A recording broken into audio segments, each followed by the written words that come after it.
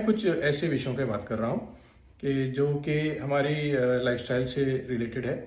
अगर हम ज़्यादा वक्त गुजार रहे हैं बैठे बैठे और ज़्यादा हम कोई व्यायाम नहीं कर रहे, कोई कसरत नहीं कर रहे, हम जिम वगैरह नहीं कर रहे, कोई जॉगिंग नहीं कर रहे, स्विमिंग नहीं कर रहे, इस तरह के कुछ भी नहीं करते हैं तो ज़्यादा चांस है।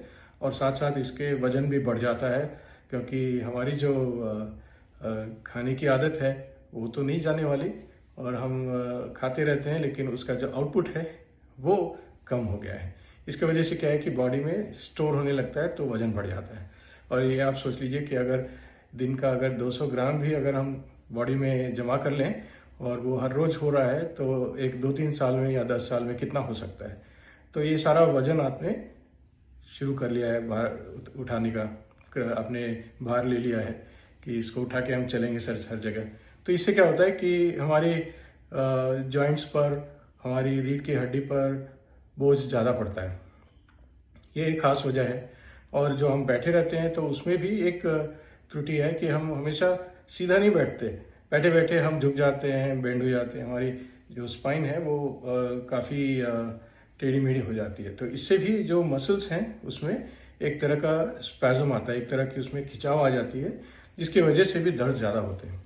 इसके ऊपर आप रखिए कि जब आप ज़्यादा वक्त घर में गुजार रहे हैं, ज़्यादा बाहर नहीं जा रहे हैं, तो विटामिन डी की भी कमी हो जाती है। और विटामिन डी एक काफ़ी एक इम्पॉर्टेंट चीज़ है, जिसकी वजह से इसकी विटामिन डी का जो जो जो बॉडी में उसका जो फंक्शन है, जो उसका एक्शन है, वो है कि बोन्स में वो कैल्शियम ज़्यादा बढ़ाता है, हड्डियों को मजबूत करता है। और ये जो क्रम है जो जो एक झटके में नहीं होता, वो धीरे धीरे बढ़ता है। जैसे कोई घर का दीवार बना रहा हो, उस तरह से धीरे धीरे ही बनता है। तो जो वीकनेस हो गई है तो वो काफ़ी दिनों के बाद होता है। ऐसे नहीं कि विटामिन डी आज कम हुआ और कल से आपकी जो हड्डियाँ हैं सब कमज़ोर हो गए, ऐसा नहीं होता है। वो कमज़ोर होने में भी वक्त लगता है। तो वापस जब उसको बिल्डअप करना है, उसके लिए भी वक्त लगने ही वाला है।